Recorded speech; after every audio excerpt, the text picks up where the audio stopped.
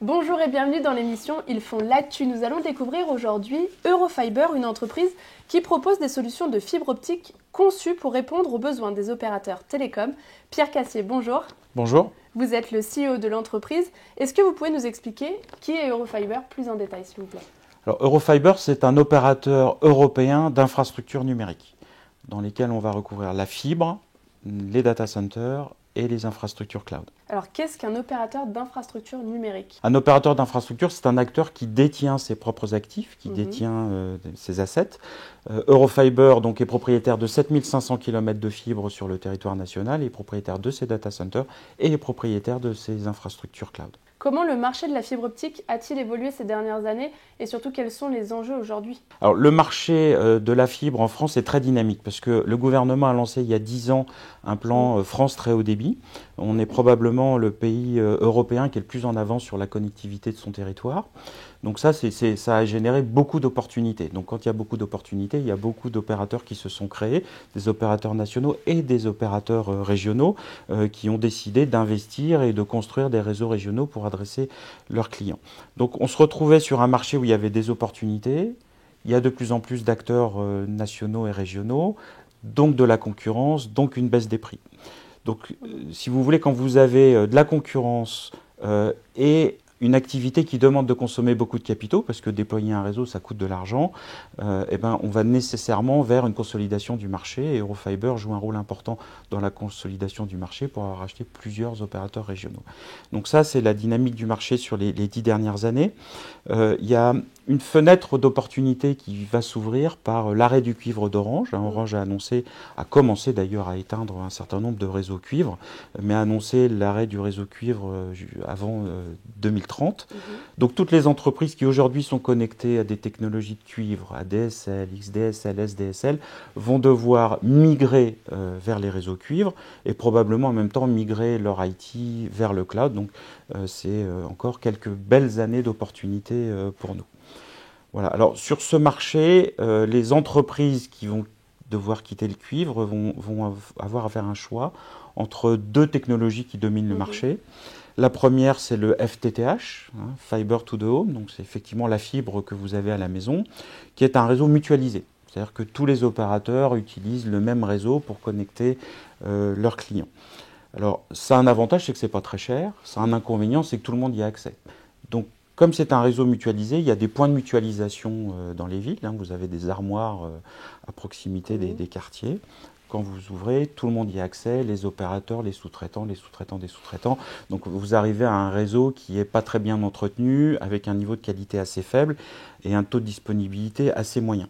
Donc, ce qui veut dire que quand vous avez beaucoup de pannes, et le délai de rétablissement de ces pannes va de quelques jours à quelques semaines en fonction des zones. Voilà.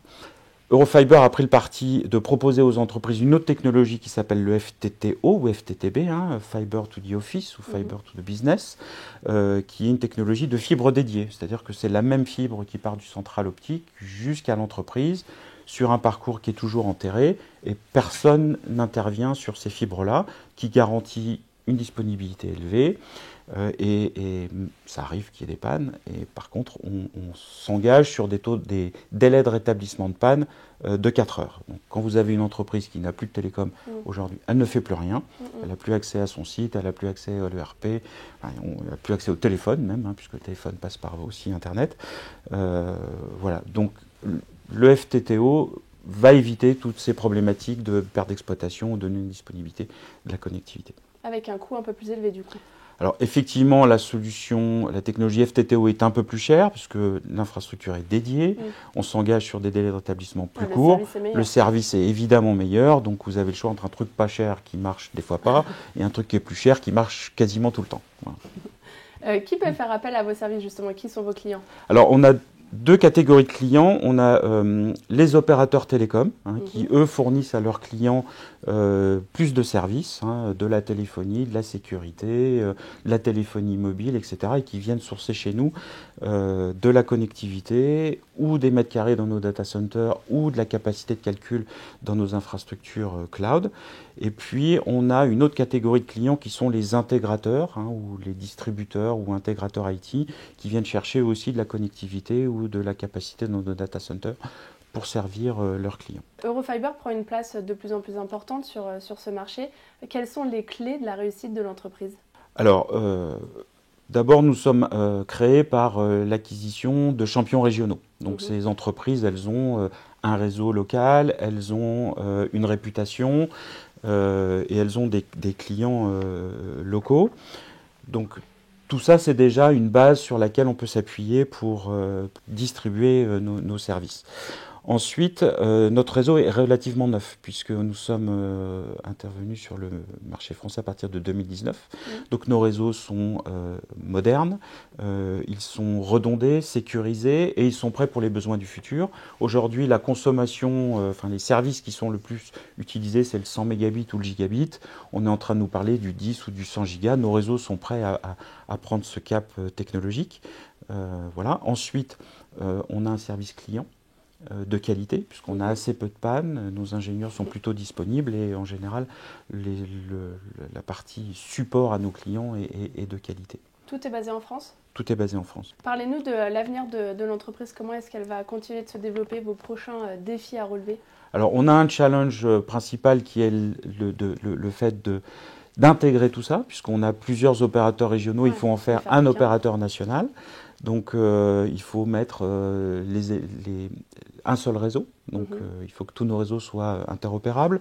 Il faut les mêmes process, il faut une seule organisation, il faut la même culture. Donc, ça, c'est le projet de 2023 et on est bien parti pour atteindre cet objectif. Et le deuxième challenge, c'est qu'il faut qu'on continue à étendre notre réseau, parce qu'aujourd'hui, on n'est pas présent dans toutes les régions de France.